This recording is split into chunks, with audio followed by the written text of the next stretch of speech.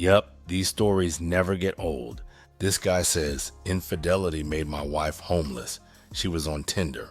You won't believe how stupid my wife was, creating a Tinder profile while we were still married.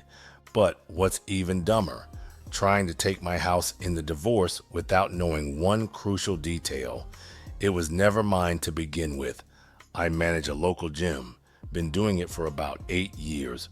My wife Jessica works at this trendy coffee shop downtown. We met when she used to come to my gym. A typical love story until it wasn't. We'd been married for 6 years, living in this beautiful 2-story house. My dad had put in a family trust years ago. Jessica loved playing hostess, always having her coffee shop friends over, bragging about our amazing home. She'd post pictures all over social media, acting like she was some kind of influencer, showing off her perfect life. Everything fell apart when one of my gym members showed me his phone after his workout.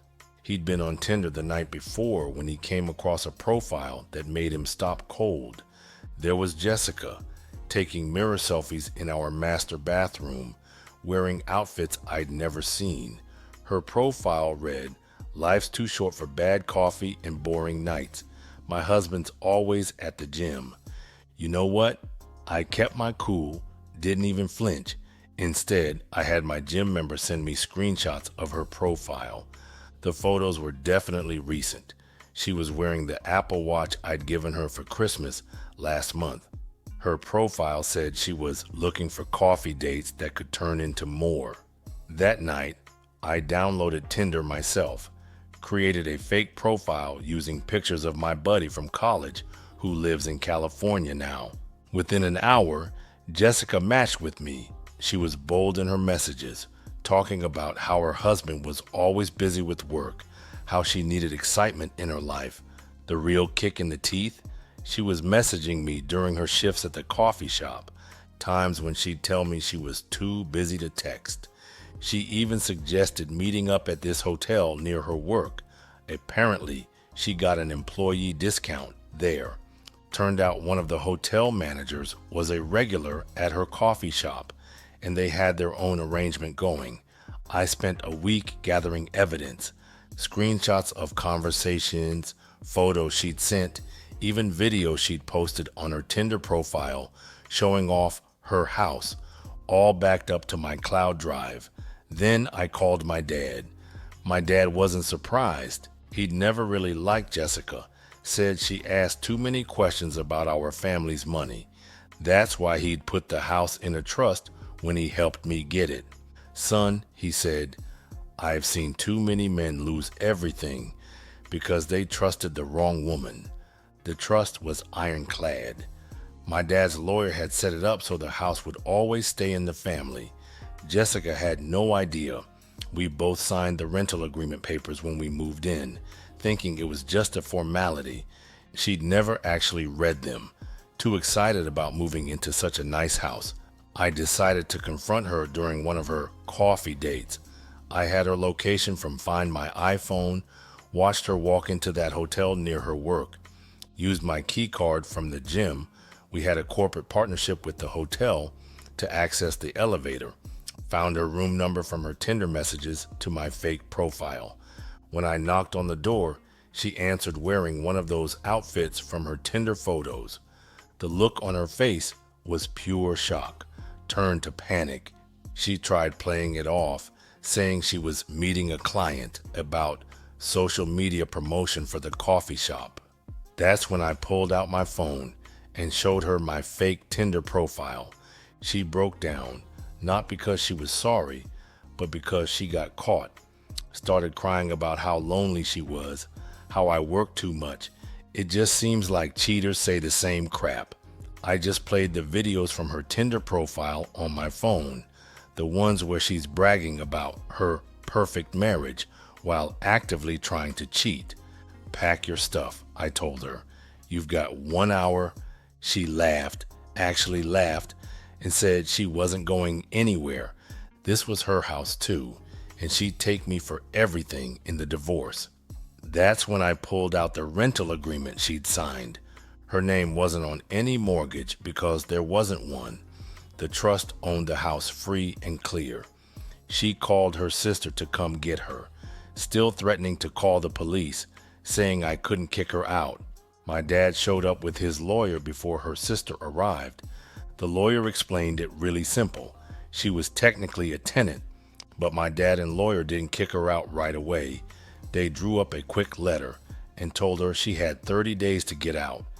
Even though she wasn't on the deed or mortgage, it was still considered the marital home. But her sister got there and she was going to leave anyway. She claims she didn't want to stay in the house after all. While she packed, crying and cursing, I found more evidence on her phone. She'd been meeting guys from Tinder for months. The hotel manager wasn't the only one. There were at least 5 other regular coffee dates. She'd even used my gym membership discount to get hotel rooms sometimes.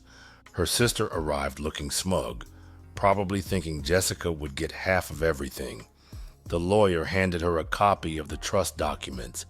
Their faces dropped at the same time, realizing Jessica had no claim to the house, the furniture, also owned by the trust, or even the cars, leased through my dad's business. The divorce proceedings were a joke.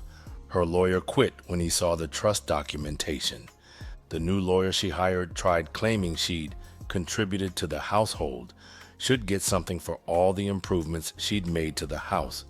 The judge shut that down fast. She'd signed a rental agreement, not a mortgage.